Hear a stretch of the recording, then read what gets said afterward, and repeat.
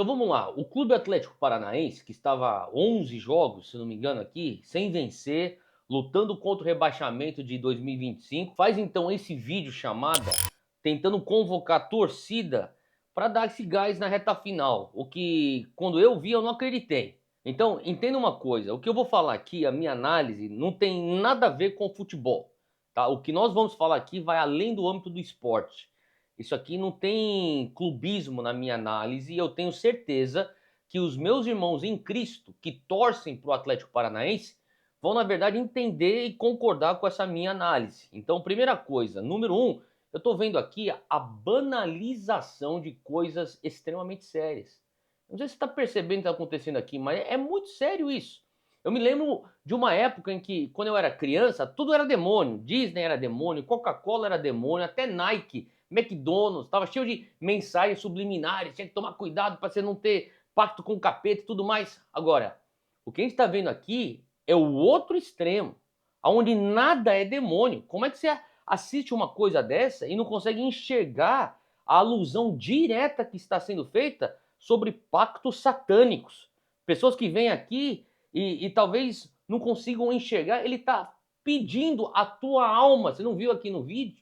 Olha só o simbolismo do pentagrama, do sangue escorrido, dos rituais de sacrifício. É tudo demoníaco, é tudo descaradamente satânico. Então, quando você assiste o vídeo, é evidente aqui, como você viu aí na tua tela, tá cheio de referência satânica. Agora, já não temos, como antigamente, que procurar o ponto subliminar, a mensagem, porque está tudo escancarado. Porém, e é louco isso, né? Porque muitos ainda insistem em banalizar o que é sério.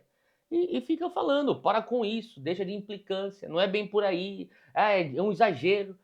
Eu escutei uma frase uma vez que faz sentido para esse momento. Diz assim: o maior truque do diabo foi convencer o mundo de que ele não existe.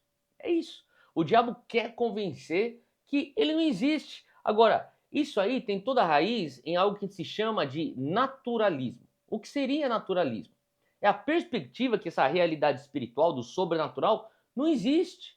Isso aí tem se infiltrado de uma maneira tão sorrateira no pensamento cristão que as pessoas estão começando a olhar os elementos da fé, tirando de cena a possibilidade ou a realidade de demônios, de anjos, como se eles fossem faz de conta. Eles estão reduzindo a fé cristã a apenas uma série de ensinamentos teológicos ou ensinamentos com sabedoria para termos uma vida próspera aqui na terra, uma filosofia. Não tenho nada contra isso, porém a fé cristã, ela não só crê como ela está pautada na realidade espiritual. A fé cristã, ela entende que o que deu origem a esse mundo natural foi algo no mundo espiritual.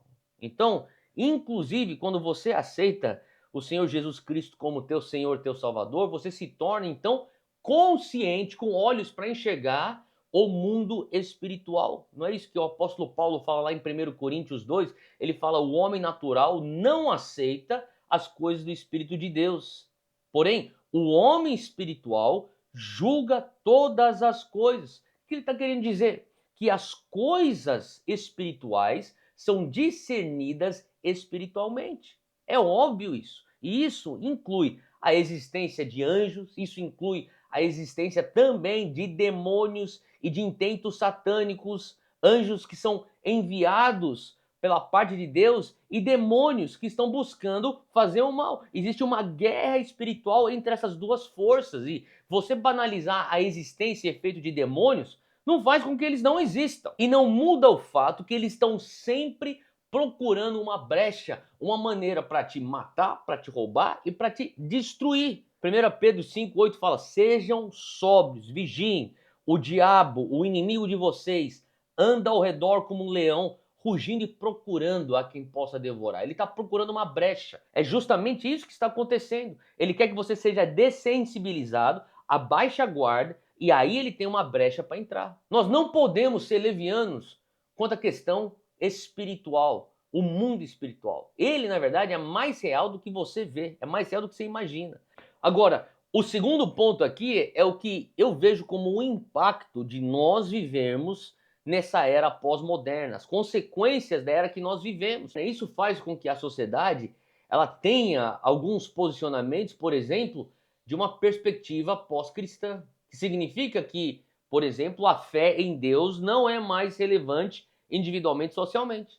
Há 30 anos atrás não se pensava assim. Hoje nós temos o relativismo, que nada mais é do que, como pós-modernos, temos a pós-verdade. Afirma que tudo é relativo, que não existe verdade absoluta. E aonde eu quero chegar é que, finalmente, se você tem uma ótica pós-moderna que acredita na pós-verdade, que é pós-cristã, naturalmente ou consequentemente você vai chegar então à era pós-beleza. Essa ideia que diz que não existe um padrão certo para o belo, que põe tudo em questão de perspectiva. Ah, depende. Isso aqui é bonito? Depende. Isso aqui é feio? Depende. Qualquer tentativa de dizer que existe um padrão de beleza ao qual a gente pode olhar como inspiração, os que são da pós-beleza vão dizer isso aí é opressão.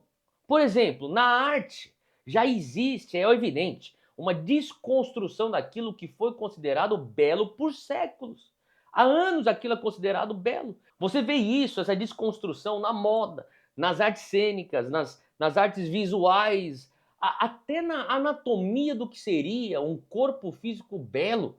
Você vê aquilo sendo questionado e desconstruído. É só você enxergar as fotos aqui, os desfiles, começar a ver agora os influenciadores que estão por aqui nas mídias sociais. Então, entenda uma coisa, que essa noção vai contra a palavra de Deus. Porque a palavra de Deus já nos direciona a olharmos para Deus como Deus sendo a referência do que é belo.